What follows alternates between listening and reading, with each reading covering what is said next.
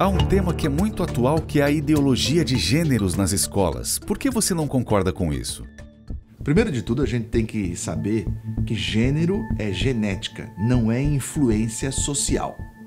Segundo, os mesmos que defendem a ideologia de gênero nas escolas, nos currículos escolares, são os mesmos que não querem a educação religiosa nos currículos escolares, porque dizem que a educação religiosa é uma decisão do núcleo familiar. Pera lá, se a educação religiosa é uma definição do núcleo familiar, por que o Estado vai interferir na tua família sobre educação sexual? Eu fui o relator do Plano Estadual de Educação de Santa Catarina e tomei o cuidado de retirar de todo o currículo escolar ideologia de gênero, porque eu defendo que o Estado não pode interferir naquilo que é decisão do núcleo familiar. O Papa fala exatamente sobre isso, citando o exemplo de uma família da França. Ele diz que os pais estavam reunidos para o jantar em volta da mesa e o pai perguntou para o filho de 10 anos assim: o que tu quer ser quando crescer? Esperando que o filho dissesse uma profissão.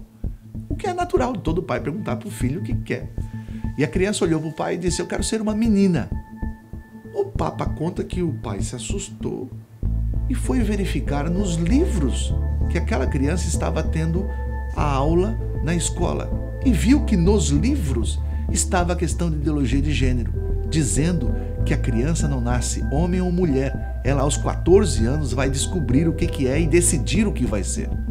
Isso o Papa chama de colonização ideológica. É por isso que eu defendo que o Estado tem limite de atuação, principalmente quando ele quer entrar nas nossas famílias e decidir o que é bom ou mal para a minha família. Isso quem decide é o pai e a mãe. Isso quem decide é a família. Kennedy, uma de suas bandeiras é a não legalização das drogas. Por quê? O problema da liberação das drogas está muito mais na liberdade do camarada ter para fumar o seu beckzinho, o seu cigarro de maconha. Isso está relacionado à preservação familiar e mais ainda, isso é um problema de saúde pública. Porque você imagina, se liberarmos as drogas, nós vamos afastar o traficante da criminalidade. Esse que explora as pessoas através do comércio de drogas. E que esse comércio movimenta em torno de 15 bilhões de reais só no Brasil. A consequência disso é destruição da família, é destruição do próprio jovem, que ao invés de estar produzindo para si próprio e a riqueza do país, tornam-se dependentes e vão parar aonde? Lá no SUS. Um estudo da Universidade Federal de São Paulo mostra que para cada dependente existem pelo menos 4 pessoas que sofrem de forma devastadora algum tipo de ação e reação do usuário de drogas.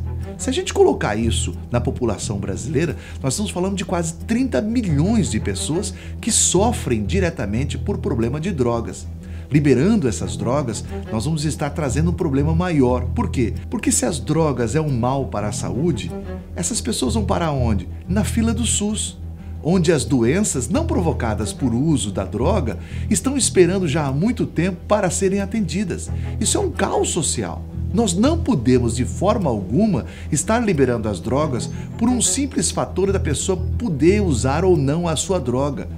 Isso vai trazer um problema social para a nossa nação, vai trazer um problema muito grave para a saúde pública e vamos continuar destruindo os nossos jovens, as nossas crianças. Eu não posso aceitar, vendo este problema das drogas tentando entrar todos os dias na nossa porta e não fazer nada.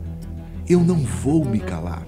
Eu vou continuar sendo contrário à liberação das drogas, porque lugar de traficante é na cadeia. Eu entendo que nós conversando dessa forma, trazendo esses dados tão importantes para todos, faz com que a gente possa entender de um outro jeito este assunto e mais ainda, o Estado tem que recuperar uma geração toda que está perdida e que pode sim ser mudada. E sobre a legalização do aborto, por que você é contra? Sobre o aborto, é preciso a gente lembrar que já existem 3 posições que hoje no Brasil o aborto é legal.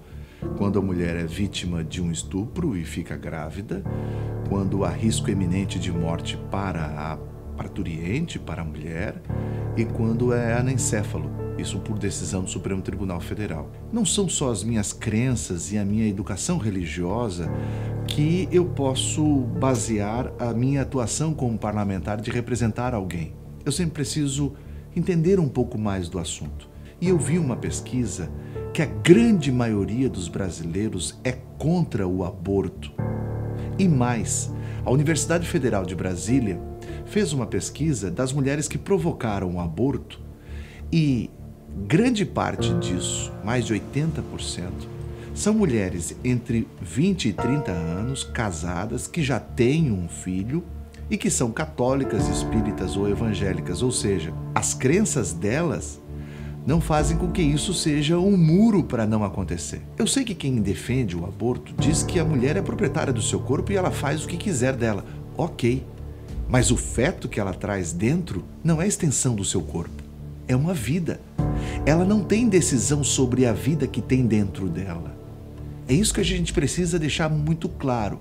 O aborto provocado é um ato perverso contra a vida. Não apenas ilegal, mas também é algo imoral. Eu sou o autor da lei que dá o dia do nascituro. Por que eu fiz essa lei? Para a gente divulgar que a grávida e o feto têm direito. E se eles têm direito, eu não posso, por decisão própria minha, decidir sobre a vida daquele feto. É um ser humano que tem ali. E eu vou manter essa bandeira em não legalizar o aborto. Por quê? Porque isso é salvar vidas. Isso é salvar as nossas crianças. Isso é salvar uma geração futura. Por que a bandeira com o tema pedofilia? Pedofilia é um ato perverso. A gente pensa que pedofilia é uma foto de uma criança nua. E não é. Os dados mostram que a pedofilia entra pela porta da frente da casa. Em 2009, eu tive acesso a uma investigação que a Polícia Civil estava fazendo de uma quadrilha de pedófilos que agia em Santa Catarina. E o delegado Renato Renges, que comandava aquela investigação, veio pedir minha ajuda. Quando eu tive acesso a essa investigação, eu vi o mundo perverso que é a pedofilia. Um dos rapazes disse para o grupo, monitorado pela polícia, dizendo assim: amanhã eu vou ter fotos melhores da minha sobrinha porque o meu irmão vem em casa visitar. E as fotos melhores que ele disse para os pedófilos que tinha era a sobrinha dele, uma menina de 6, 7 anos, mantendo relação sexual com um cachorro dele. Quando eu vi aquela cena, eu me lembro que me deu uma ânsia, me deu uma revolta tão grande, porque os meus filhos eram pequenos e parece que eram os meus filhos ali. Eu não podia aceitar. E quando eu vi aquilo, eu disse para o Dr. Renato Renges: o que falta prender esse vagabundo, Dr. Renato? E ele me disse: Kennedy, eu não tenho como prender porque eu não tenho como identificar a máquina que ele usou. Eles têm um código. Quanto pior for a foto, maior valor venal tem a foto. É perverso, é nojento. Vamos tratar isso com seriedade ou vamos fazer que é mentirinha? E eu me lembro que quando eu levantei essa denúncia na tribuna, houve um silêncio mortal. Tiveram pessoas que saíram vomitando do plenário, tão forte que foi aquela denúncia. Me perdoem, mas eu tive que trazer isso e o intuito é esse mesmo.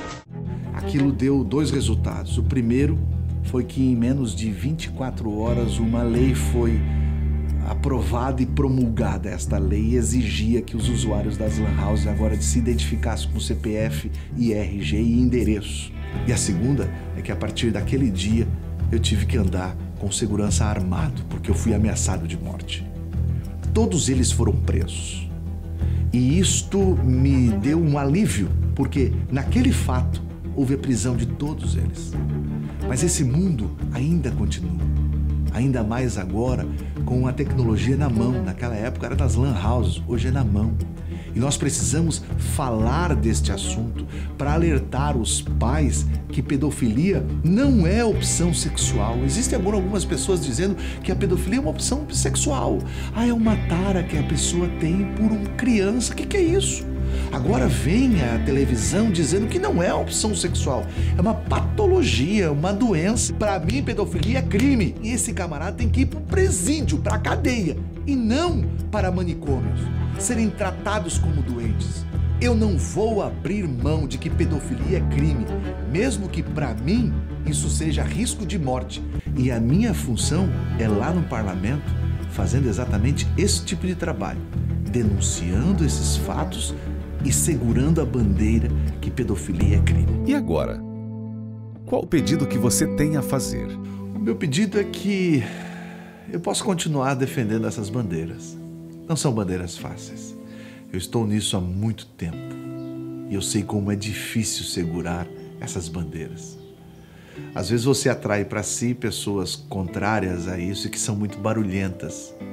Mas isso me move a continuar nessa defesa, porque são bandeiras em defesa da família, das pessoas, das crianças, dos jovens, dos pais, das mães. E é isso que me move a continuar. Às vezes eu penso em sair disso, mas logo eu me lembro, nossa, se eu sair desse lugar, pode ocupar o meu espaço quem defende a liberação das drogas, quem defende a liberação do aborto, quem defende a liberação de ideologia nas escolas, quem diz que pedofilia, opção sexual é uma patologia que não é crime. Aí eu digo, não, pera lá, eu não posso, eu preciso continuar defendendo que isso não é normal, que isso não pode acontecer. E o meu pedido é esse, é que as pessoas me ajudem, porque essa não é uma bandeira que eu posso carregar sozinho. Eu preciso de muita gente que me ajude a carregar esses mastros na defesa da família. É por isso que eu conto com você.